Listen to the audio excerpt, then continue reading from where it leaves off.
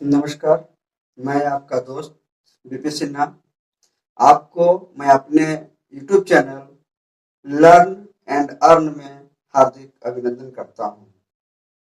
दोस्तों, मैं एक नया चैनल का शुरुआत किया हूं जिसका नाम लर्न एंड अर्न है।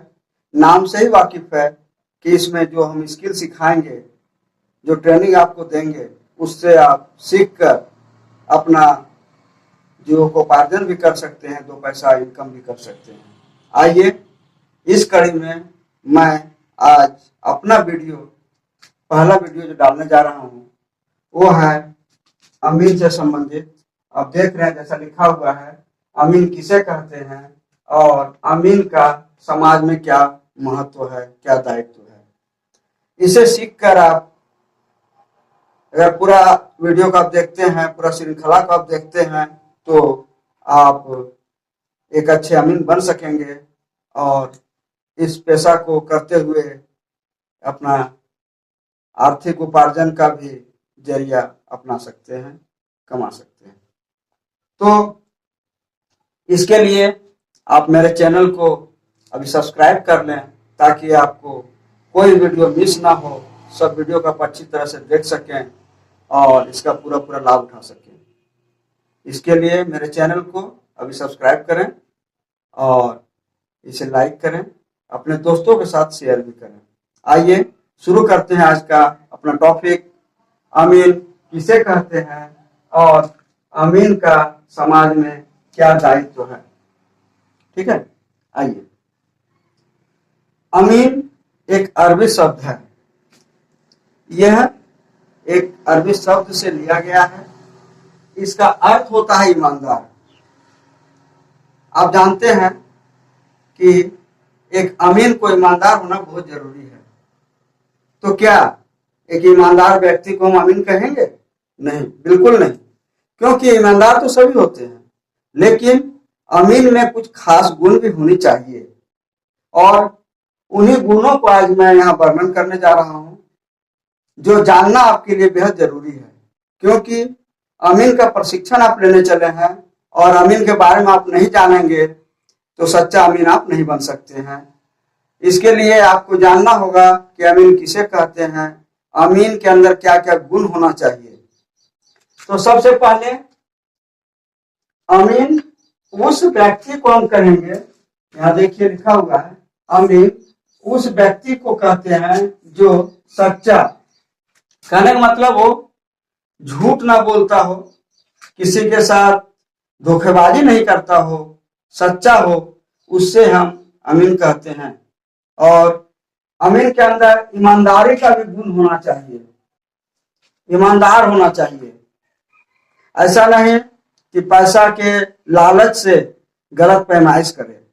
अगर गलत पैमाइश करता है तो आज न कल वह पकड़ा जाएगा, क्योंकि रैयत अगर आपके पैमाइश से संतुष्ट नहीं होंगे तो वे क्या करेंगे, अगला अमीन को बुलाएंगे और उससे फिर पैमाइश करवाएंगे। जब अगला अमीन पैमाइश करेगा तो आपकी गलती वहां पकड़ी जाएगी और आपको हो सकता है वहां बुलाया जाए और आप दंडित भी किए जा सकते हैं, अपमानित भी किए जा सकते हैं और फिर आपका अमानत चलने वाला नहीं है, आप समाज में बदनाम हो जाएंगे।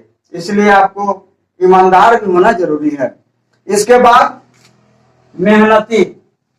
अगर आप मेहनती नहीं हैं तो भी आप सच्चा अमीन नहीं है, क्योंकि जब हम पैमाइश करने जाएंगे तो कभी जंगल झाड़ी में पैमाइश करना होगा, कभी ऊंचे नीचे भूमि में जाकर पैमाइश करना होगा।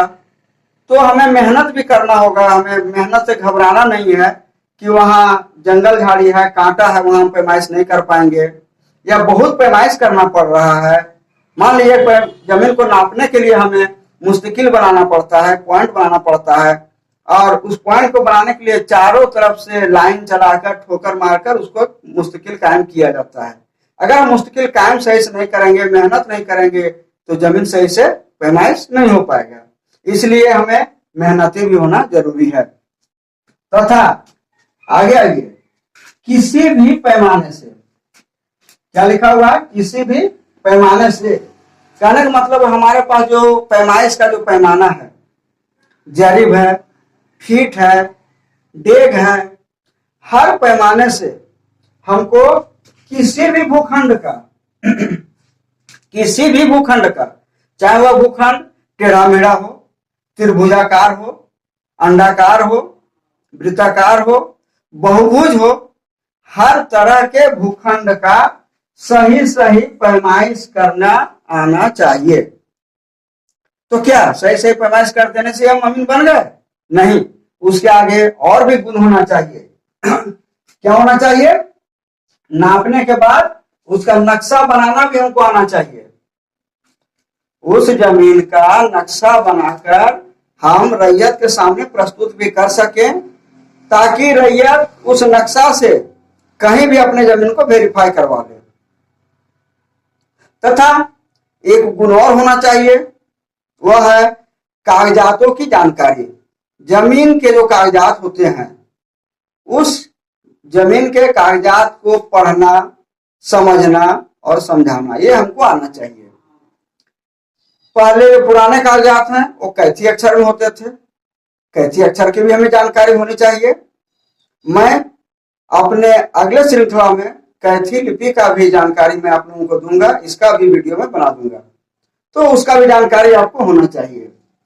इसके बाद अपने पैमाइश से आप जो पैमाइश करेंगे, उस पैमाइश से अपने रैयतों को, दोनों पक्ष के रैयतों को संतुष्ट करने का कला भी आप में होना चाहिए। दोनों पक्ष आपके बात से सहमत हो कि आपने जो पैमाइश किया, आपने जो बंटवारा किया वह सही है, तो ही आप अच्छा अमीन बन सकते हैं, संतुष्ट कर सकते हैं, तो आपको अमीन कहा जा सकता है। आप अच्छे अमीन हैं, आपको समाज में स्थान मिलेगा, आपको सभी लोग बुलाएंगे, आपसे पैमाइश करवाएंगे। इसके बाद अमीन को हम लोग क्या क्या कहते हैं? स्थान विशेष में हर तरह का नाम है। अमीन को हम लोग ईमानदार व्यक्ति के नाम से जानते हैं, अमानत के नाम से, उर्दू शब्द अमानत के नाम से भी जानते हैं। इसके बाद सर्वेयर, अंग्रेजी में हम लोग इसे सर्वेयर कहते हैं, लैंड सर्वेयर। भूमापक, जमीन को नापने वाला जो होता है उसको हम लोग लैंड सर्वेयर कहते हैं, भूमापक कहते हैं। इसका पटवारी, स्थान विशेष में इसे पटवारी भी कहा जाता है, पटवारी। अनुरेखक, अनुरेखक का मतलब जो रेखांकन करता है, चित्रांकन करता है जमीन का, उसे हम अनुरेखक कहते हैं। इस तरह से हम लोग अभी समझे कि अमीन को हम लोग क्या क्या कहते हैं। अब दायित्व, अमीन का दायित्व, अमीन का दायित्व क्या है? अमीन लालची नहीं होना चाहिए, समाज को, दो पक्षों को समझाने का कला उसमें होना चाहिए, कभी झूठ सच नहीं बोलना चाहिए, तथा पैमाइश करने जब आप जाते हैं तो किसी रैयत के यहाँ आपको ठहरना नहीं है, क्योंकि आप किसी रैयत के यहाँ ठहर जाते हैं, उसके यहाँ का दो रोटी आप खा लेते हैं, अन्न खा लेते हैं, तो कहीं न कहीं आपके दिल में एक ख्याल आता है कि भाई फलाना ने हमारा सेवा किया, हमको खिलाया, तो हम इसके पक्ष में दो चार कड़ी दे देते हैं, और वही दो चार कड़ी जो आप देंगे आपका गलत पैमाइश हो जाएगा, और आपका पैमाइश सही नहीं होगा, मान्य नहीं होगा। अगला अमीन आकर आपको उस गलती को उजागर करेगा और आपको वहां बदनामी होगा। इसलिए कभी भी हमें लालच में नहीं आना चाहिए, सही से पैमाइश करना चाहिए। तो आज हम लोग अपने क्लास में समझे हैं कि अमीन किसे कहते हैं और उसका दायित्व क्या है।